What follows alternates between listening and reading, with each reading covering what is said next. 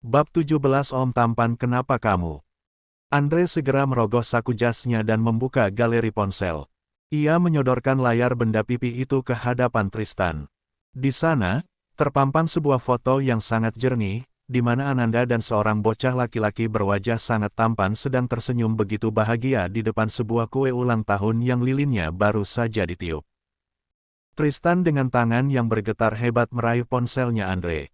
Matanya tidak berkedip menatap lekat-lekat guratan wajah bocah di foto itu.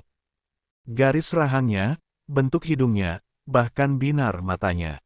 Semuanya adalah cetakan sempurna dari dirinya sendiri. Jemari kokoh Tristan bergerak lambat, mengusap lembut permukaan layar, menyentuh wajah putra kecilnya dan juga wajah Ananda bergantian. "Maafkan papa karena terlambat mengetahui keberadaanmu, nak," bisik Tristan, suaranya tercekat di tenggorokan. Air matanya runtuh begitu saja, menetes membasahi layar ponsel di genggamannya.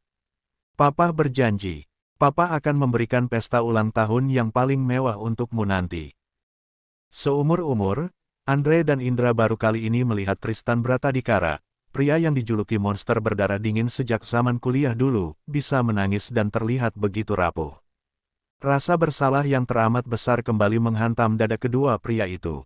Secara bersamaan, Andre dan Indra bangkit dari duduknya, mendekat, lalu mengusap lembut punggung Tristan untuk menguatkannya.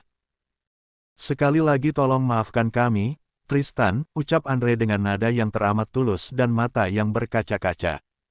"Gara-gara ulah bodoh kami 6 tahun yang lalu, kau dan si Itik harus menderita terpisah seperti ini. Kami benar-benar sangat menyesal, tolong maafkan kami." Indra ikut mengangguk dalam, menepuk bahu Tristan.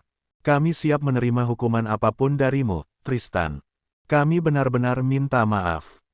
Tristan terdiam sejenak, menghapus air mata di pipinya lalu mengembalikan ponselnya Andre. Aura dinginnya telah sirna, berganti dengan sorot mata penuh tekad yang membara. "Sudahlah, tak usah dibahas lagi masalah masa lalu itu. Yang terpenting sekarang, aku harus bisa membuat si Itik dan putraku kembali ke pelukanku dan menjadi keluarga kecil yang utuh." Tristan menarik napas dalam-dalam, menegakkan tubuhnya. "Aku rela kehilangan seluruh harta dan kekuasaanku, terkecuali Nanda dan Elvano. Mereka berdua adalah hidupku sekarang." Tanpa membuang waktu lagi, Tristan berpamitan dan langsung melangkah pergi meninggalkan restoran. Rencananya sudah bulat, besok pagi di kantor, ia akan membongkar semuanya di hadapan Ananda. Ia akan mengatakan bahwa ia sudah tahu identitas asli si Itik, termasuk fakta bahwa Elvano adalah darah dagingnya sendiri. Tristan sengaja tidak mendatangi rumah kontrakan Ananda malam ini, karena ia tahu suasana hati wanita itu pasti sedang sangat buruk dan terguncang setelah insiden ciuman paksa di ruang pribadinya tadi siang. Sementara itu, di sebuah rumah kontrakan sederhana, suasana sunyi dan penuh kecemasan begitu terasa. Ananda sejak pulang kantor terus saja mengurung diri di dalam kamarnya. Tubuhnya terasa sangat lemas dan tidak fit, efek dari syok berat, baju yang sempat basah kuyup, serta tekanan batin yang bertubi-tubi hari ini. Bu Mila dan Elvano duduk di tepi ranjang, menatap Ananda dengan raut wajah yang sangat. Bu Mila dan Elvano duduk di tepi ranjang, menatap Ananda dengan raut wajah yang sangat khawatir. "Nduk, wajahmu pucat sekali. Sebaiknya kamu berobat ke klinik malam ini, mumpung kliniknya masih buka di depan gang," bujuk Bu Mila lembut sambil menyentuh kening putrinya yang terasa hangat. Ananda memaksakan seulas senyum tipis, lalu menarik selimutnya lebih tinggi. "Nanda tidak apa-apa, Bu. Cuma meriang sedikit karena kecapean kerja tadi. Minum parasetamol juga besok pagi sudah sembuh kok." Bu Mila hanya bisa menghela napas panjang, tahu betul watak keras kepala putrinya yang tidak mau menyusahkan orang lain. Akhirnya, malam itu Bu Mila membiarkan Elvano tidur menemani ibunya di dalam kamar, karena bocah kecil itu terus-menerus menggelayuti lengan Ananda dengan wajah cemas. Elvano merebahkan tubuh kecilnya di samping Ananda, lalu mendongak menatap wajah sang ibu. "Mah, besok kata nenek aku sudah bisa mendaftarkan sekolah di TK Harapan yang dekat Taman Suropati itu, loh." Ananda menoleh, mengusap rambut putranya dengan penuh kasih sayang hingga rasa sesak di dadanya sedikit berkurang. "Iya, sayang. Besok Mama akan daftarkan kamu di sana, iya. Sekarang El Bobo dulu, sudah malam. Elvano mengerutkan keningnya bingung. Loh, bukannya besok Mama harus kerja. Khusus besok, Mama mau izin tidak masuk kerja dulu. Kan Mama mau mengantar dan mendampingi El daftar sekolah, jawab Ananda lembut, sengaja ingin menghindari pertemuan dengan Tristan besok pagi. Mendengar hal itu, Elvano mengangguk cepat dengan mata berbinar bahagia. Bocah itu langsung memeluk erat tubuh ibunya, mencari kehangatan hingga akhirnya tertidur lelap. Di dalam kegelapan kamar, Ananda menatap langit-langit dengan mata berkaca-kaca, sama sekali tidak menyadari bahwa besok, rencana izin tidak masuk kerjanya tidak akan berjalan semudah yang ia bayangkan. Keesokan harinya, suasana di lantai 10 Bratadikara Group kembali tegang. Tristan baru saja melangkah masuk ke ruang kerjanya dengan setelan jas yang rapi dan raut wajah penuh tekad. Namun, langkahnya terhenti saat Kevin masuk dengan wajah cemas dan membawa sebuah kabar buruk. Maaf, Tuan. Baru saja Nanda mengirim pesan bahwa hari ini dia izin tidak masuk kerja karena ada keperluan mendesak, lapor Kevin berhati-hati. Seketika, rahang Tristan mengeras. Gurat kekhawatiran yang sangat besar langsung tercetak jelas di wajah tampannya. Rencananya yang sudah disusun rapi semalaman untuk membongkar kebenaran dan memeluk Elvano dan Ananda kini harus tertunda. Tanpa berpikir panjang, Tristan langsung menyambar kunci mobilnya di atas meja. Tuan, Anda mau kemana?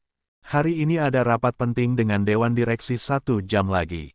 Seru Kevin panik, mencoba menghadang langkah bosnya. Batalkan saja semuanya, Kevin. Urusanku ini jauh lebih penting dari rapat manapun dan ini menyangkut masa depanku. Tegas Tristan mutlak, lalu melenggang pergi begitu saja meninggalkan ruang kerjanya. Kevin hanya bisa mematung dan memijit pelipisnya yang mendadak pusing. Ia menganggap hari ini benar-benar kacau. Banyak pekerjaan tertunda akibat Ananda yang mendadak absen, ditambah lagi sang CEO yang seenaknya membatalkan rapat yang sangat penting. Aduh, bagaimana nanti aku menjelaskan masalah ini kepada Tuan Besar Bratadikara? Bisa kacau dan abis aku diamuk. Gumam Kevin pasrah sambil menatap pintu lift yang sudah tertutup. Sementara itu, suasana di lingkungan Taman Suropati tampak begitu kontras. Elvano tersenyum sangat bahagia sambil menggandeng erat tangan ibunya. Proses administrasi pendaftaran sekolahnya baru saja selesai, dan 2 minggu lagi bocah kecil itu akan resmi memulai hari pertamanya di TK Harapan. Di rumah kontrakan tadi pagi, Bu Mila sebenarnya sempat terkejut saat tahu putrinya mendadak memutuskan tidak masuk bekerja hari ini. Namun, melihat wajah Ananda yang masih agak pucat, Bu Mila membiarkannya agar sang putri bisa menyegarkan pikirannya. Kini, Ananda mengajak putranya berjalan-jalan santai di area taman yang asri sambil menikmati berbagai kuliner kaki lima di tempat tersebut. Elvano terlihat begitu girang. Baginya, bisa jalan-jalan bersama ibunya seperti ini adalah hal yang paling mewah, meskipun hanya di sebuah taman sederhana. Di saat yang bersamaan, Bu Mila baru saja hendak mengunci pintu rumah kontrakan untuk pergi berbelanja ke warung sayur di ujung gang. Namun, gerakannya terhenti saat sebuah mobil mewah hitam mengkilap berhenti tepat di depan pagarnya. Detik berikutnya, ia dikejutkan dengan kemunculan seorang pria jangkung bertubuh atletis dan berwajah tampan yang keluar dari mobil tersebut. Bu, Nandanya ada? Tanya Tristan langsung tanpa basa-basi, berusaha bersikap sesopan mungkin di hadapan ibu dari wanita yang dicintainya. Ya ampun, kirain ibu siapa? Anda, atasannya Nanda di kantor, iya. Tanya Bu Mila menjulurkan leher, sedikit pangling namun ingat sekilas dari cerita putrinya. Iya, Bu, saya atasannya Nanda. Apakah Nanda ada di dalam? Aduh, maaf sekali, Tuan. Nanda sedang pergi keluar bersama El. Tadi pamitnya mau mendaftarkan El sekolah di TK dekat Taman Suropati. Gak jauh kok dari sini, jalan kaki 300 meter juga sudah sampai, jelas Bu Mila ramah. Tristan mengulas senyum lega. Baik, Bu. Terima kasih banyak informasinya. Saya permisi dulu. Pria itu langsung berbalik dan bergegas melajukan mobilnya menuju lokasi yang disebutkan. Setibanya di Taman Suropati, Tristan segera memarkirkan mobilnya asal dan melangkah lebar memasuki area taman. Netranya bergerak lincah mencari keberadaan Ananda dan sang putra. Suasana taman di jam pagi menjelang siang ini sudah tidak begitu ramai, hanya menyisakan beberapa pengunjung dan pedagang kaki lima yang mangkal di sudut-sudut jalan. Tristan mengedarkan pandangannya ke seluruh penjuru. Hingga akhirnya, pandangannya terkunci pada area bermain anak. Di atas sebuah ayunan besi, ia melihat Ananda dan Elvano sedang duduk bersama, tertawa begitu lepas dan bahagia sambil menyantap sepotong roti bakar coklat. Melihat pemandangan indah itu, dada Tristan berdesir hebat. Kerinduannya tumpah ruah. Tidak mau membuang waktu lebih lama lagi, Tristan langsung melangkah cepat menghampiri mereka. Akhirnya aku menemukanmu, Itik. Kau si Itik buruk rupaku. Ucap Tristan dengan suaranya yang berat, bergetar oleh emosi yang membuncah. Dek. Tawa Ananda seketika terhenti. Tubuhnya mematung di atas ayunan. Ia hafal betul, teramat hafal dengan suara berwibawa yang selama ini selalu menghantui mimpi buruk maupun mimpi indahnya. Dengan gerakan lambat, Ananda menoleh dan sepasang matanya membelalak tak percaya mendapati Tristan kini sudah berdiri tepat di dekatnya. Tristan, kau. Belum sempat Ananda menyelesaikan kalimatnya atau beranjak dari ayunan, Tristan sudah lebih dulu maju selangkah. Dengan gerakan cepat namun lembut, ia meraih pergelangan tangan Ananda, menarik tubuh wanita itu hingga bangkit dan langsung mendekapnya masuk ke dalam pelukan hangat dada bidangnya. Tristan memeluknya dengan teramat erat, seolah takut jika ia melonggarkan pelukan itu sedikit saja, wanita di dekapannya akan kembali lenyap. Itik, jangan pernah pergi lagi. Aku sangat merindukanmu. Bisik Tristan tepat di samping telinga Ananda, menyembunyikan wajahnya di ceruk leher wanita itu. Ananda benar-benar terpaku dalam pelukan itu. Otaknya mendadak buntu dan seluruh tubuhnya kaku. Ia sama sekali tidak menyangka jika Tristan ternyata sudah mengetahui identitas aslinya yang selama ini ia sembunyikan rapat-rapat. Sementara itu, Elvano yang memegang sisa roti bakarnya langsung turun dari ayunan. Bocah kecil itu menatap tak percaya pada pemandangan di depannya. Matanya yang bulat mengerjap bingung melihat sang ibu tiba-tiba didekap erat oleh pria asing yang pernah ia temui sekali di rumah kontrakan. Om Tampan, kenapa peluk-peluk Mama? Tanya Elvano polos dengan nada suara yang kebingungan, menengadah menatap Tristan dan Ananda bergantian.